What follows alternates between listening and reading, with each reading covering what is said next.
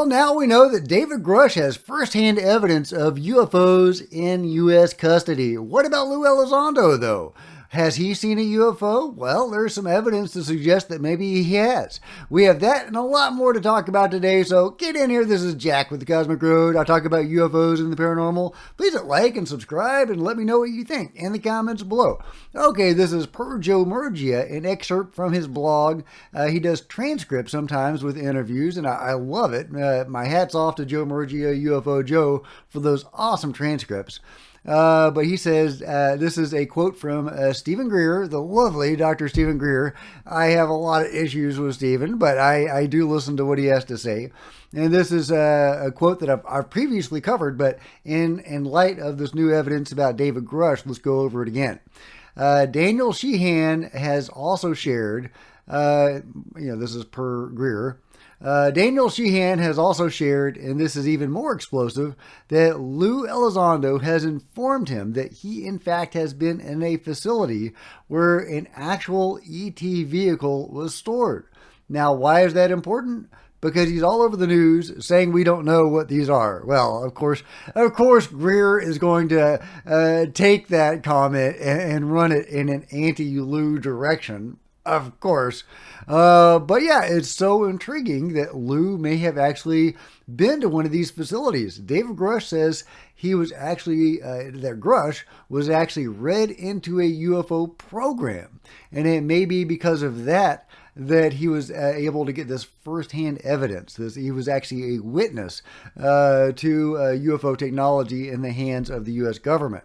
Was Lou Elizondo also read into a program?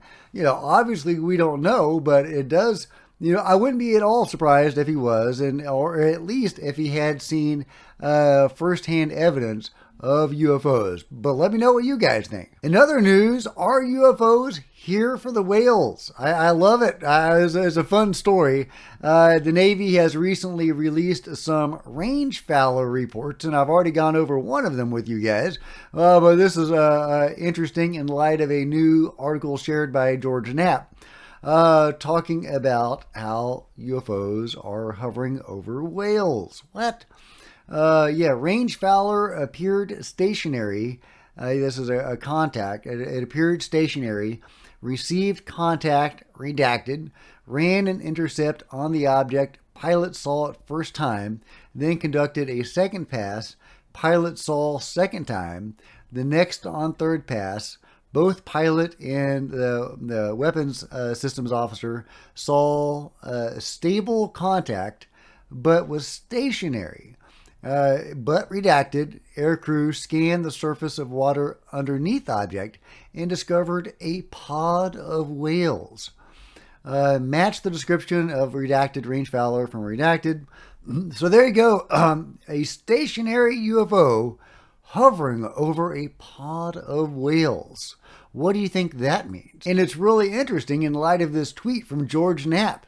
Scientists have reported a breakthrough in understanding whale language. What? Scientists have reported a breakthrough. And this is from a Vice article. Researchers have identified new elements of whale vocalizations that they propose are analogous to human speech, including vowels and pitch. And I will let you read the article at your leisure. I'll link to it below. But it's really interesting that we're getting two whale-related pieces of information released at the same time. Is that connected? Is that a coincidence? Who knows? But I find that very intriguing that a UFO may have been observing whales. Was it just observing them? These guys can communicate. Were they communicating? I don't know, guys. We know that UFOs come and go from the ocean and even lakes all the time. But, are they interacting with the species there? I don't know, guys. Let me know what you think in the comments below. In other news, Ross Coulthard says, remember the Area 51 patch I told you about some months ago? More detail today from Josh Boswell of Mail Online telling the story of Eric Tabor's late great-uncle, Sam Urquhart. I'm butchering that name, an Area 51 contractor. So let's just go over to this article. Secrets of Area 51. Metallic egg-shaped UFO the size of an SUV was kept at the highly classified Air Force base in the 1980s, whistleblower claims. An egg-shaped metallic UFO, and yeah, I'm sorry for all the ads. Let me see if I can go to an ad-free environment. There we go. An egg-shaped metallic UFO was kept at Area 51 in the 1980s. A whistleblower claims in an interview with thedailymail.com. Engineers at the Nevada Air Base claim the CIA found the strange craft in the desert and brought it to them for investigation, but later shipped it to another base after they were unable to get inside the object. Yeah, very intriguing. So what do you do when Area 51 isn't good enough? You send it somewhere else? Where is that somewhere else? What technology do they have that Area 51 doesn't have? Very intriguing. Eric Tabor has been a defense aerospace contractor for 13 years and has held a security clearance to work on military aircraft. In an interview with Daily Mail, he revealed the story his late great-uncle, Sam Urquhart, an Area 51 contractor, told him about a UFO at the mysterious desert base. And that's his uncle. And that is a, mock-up of the UFO. Tabor testified in May to the Pentagon's UFO investigation unit, AARO, who are collecting accounts of alleged government possession of non-human craft. The claim, though an unverified story from a now-deceased witness, is part of a long history of rumors about potential ET craft or futuristic spaceships stored at the Nevada Desert Air Base near Groom Lake. The news comes after whistleblowers told Congress the government has a secret program to capture crashed or landed non-human vehicles. Let's just skip. The young engineer said he repeatedly quizzed Urquhart on the truth about rumors of aliens at Area 51 and was always brushed off. But one day, Urquhart relented. My great-uncle served in the Air Force for 28 years, E8 rank, equivalent to a first sergeant. He told me he worked at Area 51 from 97 to 2014. Wow, that's a long stint at Area 51. Urquhart began his job at Area 51 working for defense contractor EG&G, which later partnered with Raytheon to become JT3 LLC and subsequently JT4 LLC. He was head of security for his engineering group and a data configuration specialist. His group did radar cross-section testing. I kept asking him about UFOs. He says, I know nothing. Then one day he said, okay, I'll tell you about one craft that I knew of. When I first got there in 97, I had a personal conversation with a senior EG&G engineer whose group was tasked with trying to reverse engineer an object that was brought there by some CIA people in the 1980s. Again, the CIA connection. Now we know that the OGA, their current, or at least one of their current UFO retrieval units, was only founded in the early 2000s. So this is pre-OGA, the Office of Global Access. It was supposedly just found in a remote desert location, fully intact. The senior EG&G engineer described to my great-uncle that it was egg-shaped, about the size of an SUV, smooth and seamless, and metallic-looking silverish gray in color, with no control surfaces, no flaps, no inlet, and no exhaust, and no writing or symbols on the outside. These are the best and brightest engineers you can think of. They tried to no avail to figure out what the power source was, how to activate it, and how it works. They tried to induce electricity to it. X-rays couldn't penetrate it. It showed up on X-ray as a solid object. They tried to open it and penetrate its hole. They couldn't. They said that they were able to take some very small samples of the material, and I'm not an expert in chemistry, but I guess from the isotope ratio or the mixture of elements, they concluded it was not made on Earth. Wow, there you go. Evidence of actual ET craft. Pretty cool. Of course, we're not able to see any of this evidence, but we're hearing about it secondhand or third hand. There's Tabor. He said Urquhart told him eventually the craft was shipped to another base, possibly White Sands Missile Range in New Mexico, and that was the last the engineers heard about it. But there's one more twist in the story. My great uncle would collect radar data and bring it into secure vaults to catalog and store it. He was in one of the secure data vault storage rooms in the main control building, nicknamed the Taj Mahal, when on the wall he saw an up-close, crystal-clear color photograph of the exact same object that the senior engineer had discussed. Tabor shared pictures with Daily Mail that Urquhart showed him, including a group photo with his Area 51 engineer colleagues in a brake trailer at the base, an insignia patch designed for their radar analysis group. But the alleged smoking gun photo of the egg-shaped craft never left the Area 51 vault, of course. Sam said the American people would probably never get to see it. Yeah, and he sold his great-uncle's patch for $600 on eBay.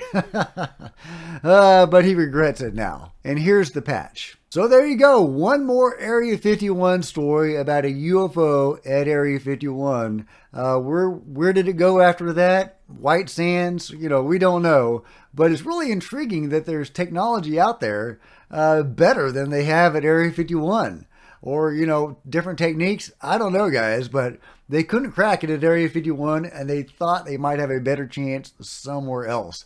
I find that very intriguing. In other news, this is from an interview a few days ago with Chris Bledsoe, and it's on the Danny Jones podcast. I encourage you to watch the full interview. Great interview. If you've never heard the Chris Bledsoe story, I highly recommend it. There wasn't a whole lot new in this for people that have been invested in the Chris Bledsoe story for a long time and who have studied it for a long time. But he did share one thing that I don't think I've ever heard before. And that's that the dragon, Tyler D., Tim Taylor, the NASA and CIA guy that became a friend of the family and would actually take Chris to the inner workings of NASA. And, Tyler D., as I think of him, because that's how he was referred to in American Cosmic, this enigmatic, shadowy figure, is actually the guy that runs the launches. I mean, he's a bigwig at NASA. He's also involved in the CIA, and he's an inventor, just a very compelling, highly capable, intelligent guy that knows a lot and has a lot of access. I mean, to be a fly on the wall when, Tyler D. is in the room, right? Tim Taylor. But there was one really interesting thing that Chris learned. And check this out. Just a handful. So they own all the satellites, all the spy planes. They run the launches because every time they launch something from up there, come check it out. Swim right up to it. The UFOs swim right up to any launches. Isn't that incredible? And it reminds me a lot of the dragons that seem to observe any airborne object, per the work of Dr. Robert Shipe. He sent me this a new video. Check this out. This is incredible. Yeah, the sound, it's all slowed down. But this is a plane over L.A. It's actually a tanker being escorted by fighters. It's a refueling tanker. Robert says it's very unusual for anybody to refuel over L.A., but that seems to be what's going on. And it appears that this dragon is going behind this tanker. Let me know if you think that is going behind the tanker. That looks like a pretty solid dragon case to me. That little object, these tiny little fast movers that will buzz any airborne object. And let's see, I don't know. I'm not entirely sure if that's going behind it. I can think I can see it right there going in front of it. But either way, that to me, that looks like it was very much in the distance and is not a bug or a bird. But I've shown multiple videos of these objects going behind distant objects, proving they are not bugs or birds. In other videos, you can there's actually two cameras that can capture the same object at the same time, again, proving they're not bugs or birds, giving the illusion of something in the distance going very fast by being close to the screen. But yeah, so there do seem to be UFOs that observe launches and seemingly any airborne object. It's crazy. And also they check out whales. So, whoever is here, I'm sure there's different races and different groups and, factions with different agendas. Could some of them be scientists checking out whales? Others in a more reconnaissance, recon mission, checking out launches and planes? Do they all coordinate and work together for some overarching agenda? Does that involve, abductions? The huge, the vast phenomenon of UFO abductions. It's from our best evidence, it appears that hundreds of millions of people are being abducted. And that's extrapolated from the Roper poll that was conducted in the 90s by John Mack, Bud Hopkins, and David Jacobs. So, it's a huge, widespread phenomenon. It's not just a few military guys abducting people for a psyop or whatever. Whatever the ET presence or non-human presence is on Earth, it is vast, it is robust. They are abducting a lot of people. They are surveilling a lot of our craft. And apparently it's not just relegated to humans. They're interested in other species as well. So let me know what you think about all this in the comments below. And if you've enjoyed this video, please give me a big thumbs up. I sure would appreciate it. Smash the subscribe button and the bell to be notified of future videos. You don't want to miss a thing. Join me on social media. There's Facebook and Twitter links below. Love to see you guys there. If you wanted to support Cosmic Road in an even bigger way, please consider grabbing a coffee mug or a t-shirt or become a channel member. Channel members are rock stars, and I really appreciate you guys' support. Also, channel members get to see videos hours or even a day ahead of everybody else. There's plenty of other videos to check out on the channel, and I'll see you guys next time. This is Jack with Cosmic Road, signing out.